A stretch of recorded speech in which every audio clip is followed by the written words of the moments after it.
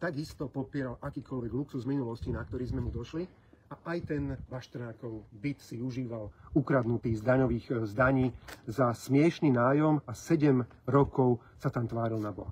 A keď potom sme ho donútili, aby odtiaľ konečne išiel preč, z bytu, ktorý mal 500 m štvorcových spoločne s terasou, tak vytrhal ešte aj parkety, zárubne a ešte aj ten mramor v kúpelke. Takýto človek veľmi túži po luxuse. Zároveň veľmi dobre vie, že on si to nemôže napísať na seba. Takže ja Ficovi dnes čo povedal a čo stanovisko, ktoré napísal na Facebook.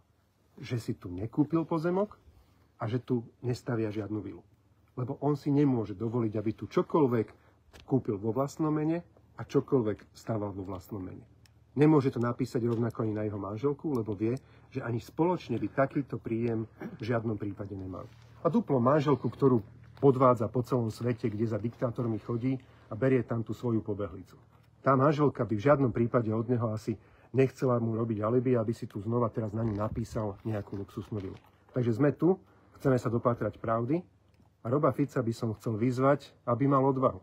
Aby mal odvahu sa prihlásiť k luxusu, ktorý si užíva, a chcem mu odkázať, že v žiadnom prípade neverím jemu, skorumpovanému zločincovi, ktorý 14 rokov nerobí nič iné, len rozkráda naše spoločné, ale určite verím o mnoho viac nemeckému vydavateľovi a druhému najčítanejšiemu médiu alebo denníku v Chorvátsku, Večernému listu, ktorý ho svojím článkom dnes usvedčuje z toho, že túto vilu má, kúpil si pozemok a stavia si.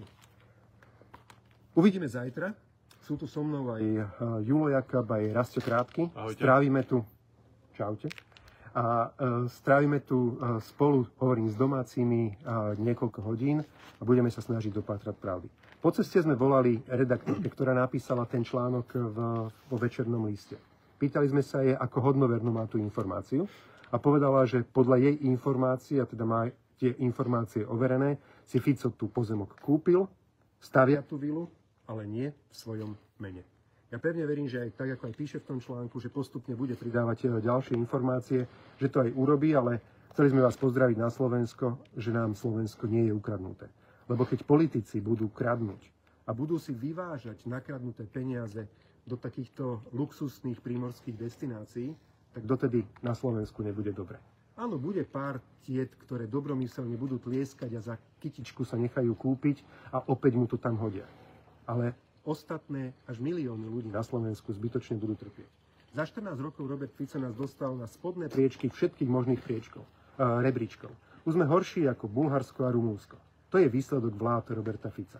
Ale tu okolo nás, len tu, vo vzdialenosti stoviek metrov od nás, sú desiatky víl rôznych smeráckých zlodejov, ktorí systematicky s Ficom rozkradajú naše spoločné.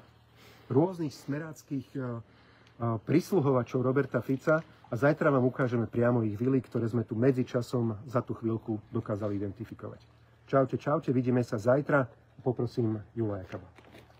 Ako Igor hovoril, druhý najčítanejší denník priniesol dneska správy. A tie správy, ktoré denník uviedol, sa sám odvoláva na informácie od miestnych ľudí. Aby ste pochopili, je tu malá komunita ľudí, všetci sa navzájom poznajú, všetci chápu, kto komu predal pozemky, všetci vedia, kto komu stavia vily. Čiže tieto informácie považujeme za vierohodné. A tak, ako Hnutie Slovensko vždy ukazovalo majetky, ktoré majú patriť ľuďom a nie politickým mecenášom, ktorí k týmto peniazom a k týmto majetkám prišli pochybným spôsobom, tak to robíme aj teraz.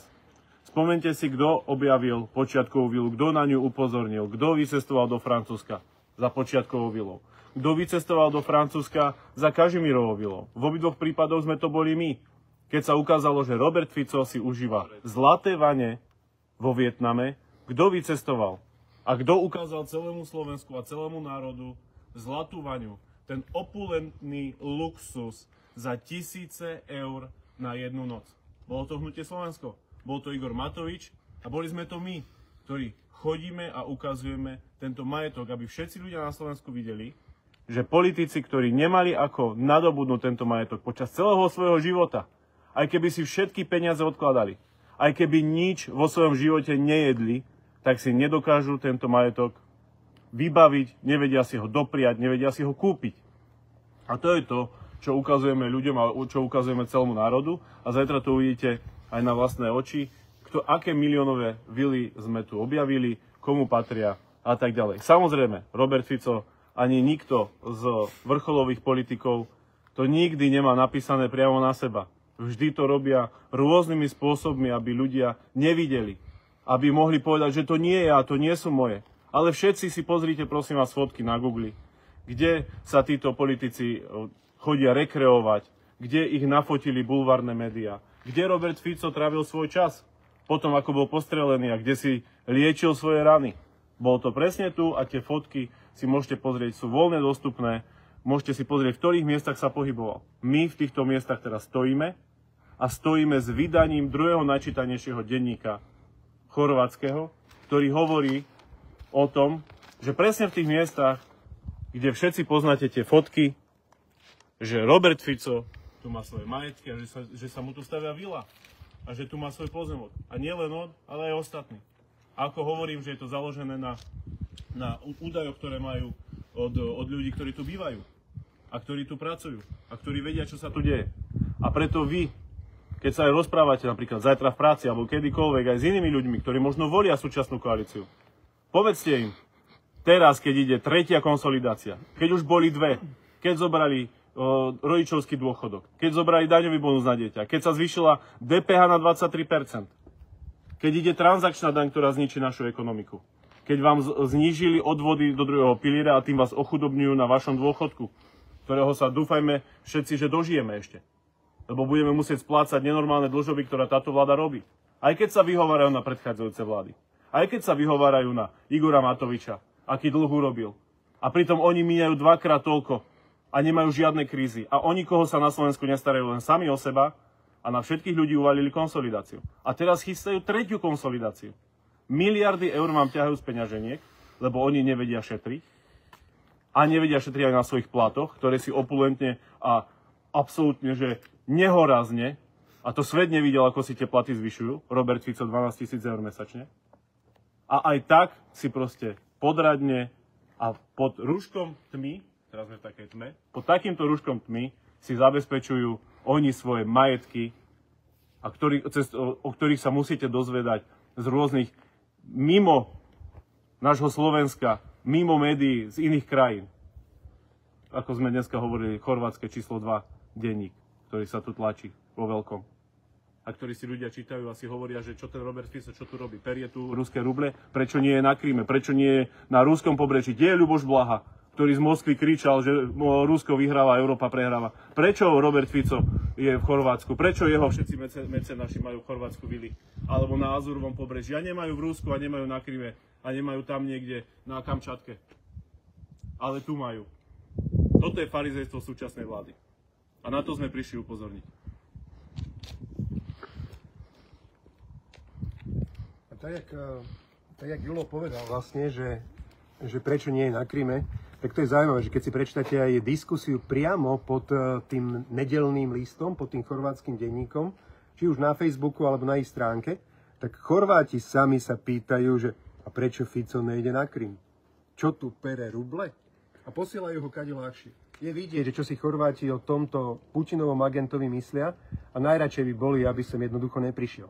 Jasné, zase, že ľudia, ktorí tu žijú, tak sú rádi, keď sem príde hociaký zbohatlík, lebo potom oni nechávajú. To sú ľudia, ktorí nechajú bakšiš v pohode za jednu večeru 500 eur čašníkovi a čašník potom ruky, nohy boskáva a v živote ho neprezradí. V živote mu neurobí nič, čo by mu ublížilo. Ale čestný Chorvát, a to si hovorím, odporúčam, prečítajte si tú debatu pod tým nedeľným listom, si o ňom myslia, že to je človek, ktorý z nakradnutých peňazí sem si ide zrazu sa skovať a postaviť si vilu. Pekný večer na Slovensku, aj všade tam, Skadeľ nás sledujete. My máme doma jedno príslovie, ktoré sa presne na túto situáciu hodí. Kto druhému jamu kope, sám do nej spadne. Robert Fico v začiatku svojej politickej kariéry vyčítal Vladimírovi Mečiarovi, že skadiaľ zobral na svoju vilu na Elektru. A je z toho obdobia známy výrok, že Robert Fico, aby si našetril na takúto miliónovú vilu, by musel žiť tak dlho ako korytnačka, 250 rokov, aby zo štátnej služby a z peňazí, ktoré si ako poslanec alebo premiér mohol dovoliť kúpiť miliónovú vilu, a to nie na Slovensku, ale ešte v zahraničí, tak by musel žiť ešte dlhšie. Roberta Fica usvedčujú jeho vlastné slova. Je to kariérny politik a my veľmi dobre vieme, aké peniaze si mohol zarobiť. Jeho majetkové oznámenia sú dávno zverejnené a každý rok ich podáva. Nezarobil si ani na ten byt, o ktorom hovorí, že si ho kúpil, a nemá naň hypotéku, a ten byt je na Slovensku. A už vôbec si nemohol čestne a poctivo zarobiť na luxusnú miliónovú vilu niekde blízko pri pobreží mora v zahraničí.